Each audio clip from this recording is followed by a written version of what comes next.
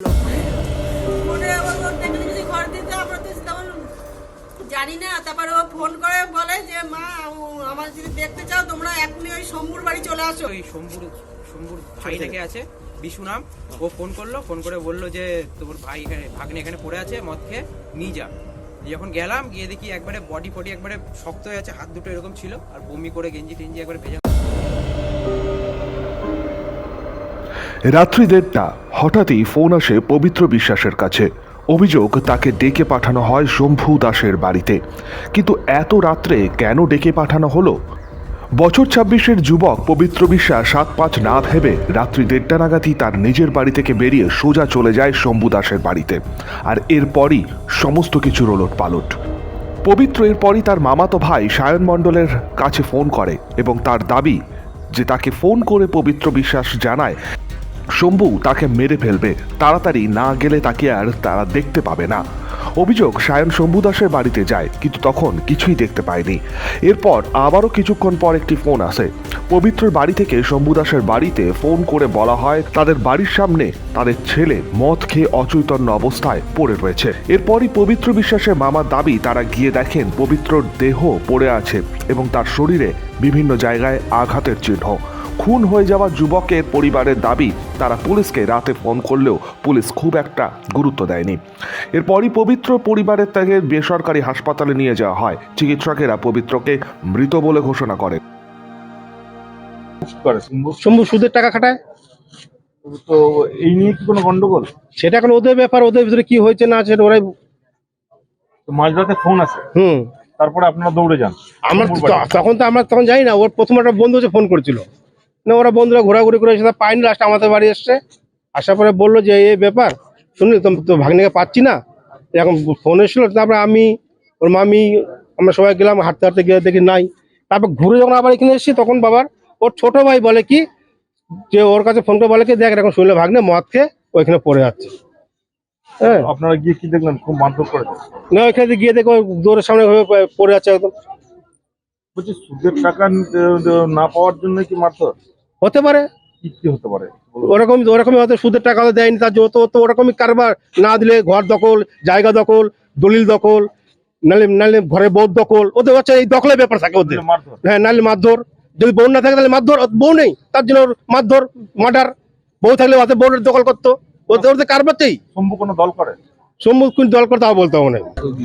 একটা ছেলেকে এখান থেকে, তার নাম প্রসেনজিৎ দাস, প্রসেনজিৎ বিশ্বাস, তাকে গৌরীদেবী হসপিটালে নিয়ে যাওয়া হয়েছে।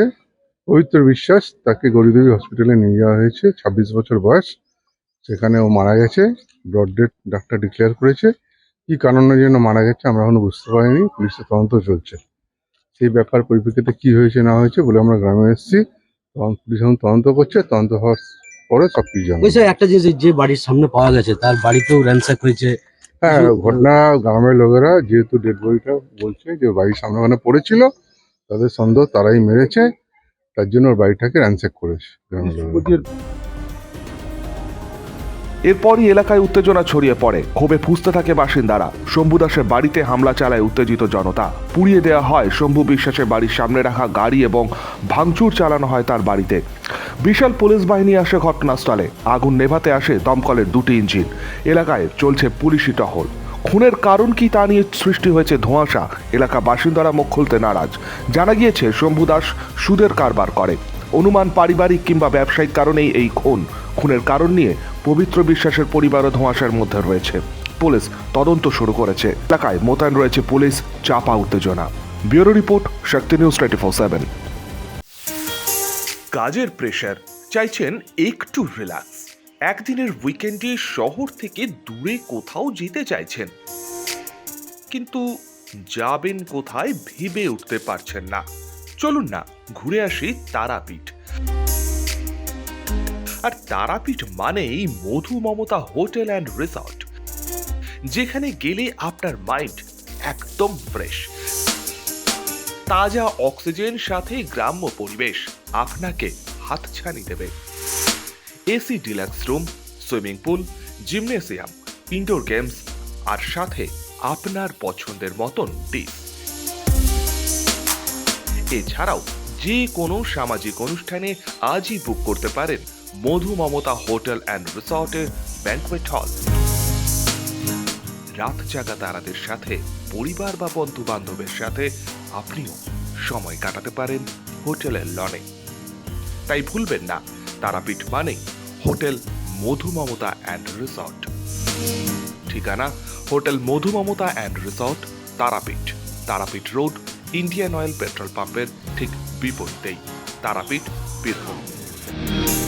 যোগাযোগ নম্বর 9775555599 অথবা 9002410083। বীরভূম মানেই তারাপীঠ, আর তারাপীঠ মানেই মধু মমতা হোটেল। খাই খাই করো কেন এসো বসো আহারে, খাওয়ার আজব খাওয়া ভোজ কয় যাহারে। ভোজন রসিক বাঙালির খাওয়া দাওয়ার সেরা ঠিকানা মানেই Sher-e Bengal. Indian, Chinese, South Indian, continental ডিশের হরেক রকম সম্ভার এখন একই ছাদের তলায়। এছাড়াও রয়েছে শের-ই বেঙ্গলের স্পেশাল কিছু আইটেম, যা একবার মুখে দিলেই ভোলার নয়। ঘরোয়া পরিবেশে হোটেলের আতিথেয়তা আপনাকে মুগ্ধ করবে। রেস্তোরাঁর পাশাপাশি রয়েছে থাকার সুবন্দোবস্ত, সিঙ্গেল বেড থেকে ডাবল বেড, ট্রিপল বেড এবং ডিলাক্স এসি রুম।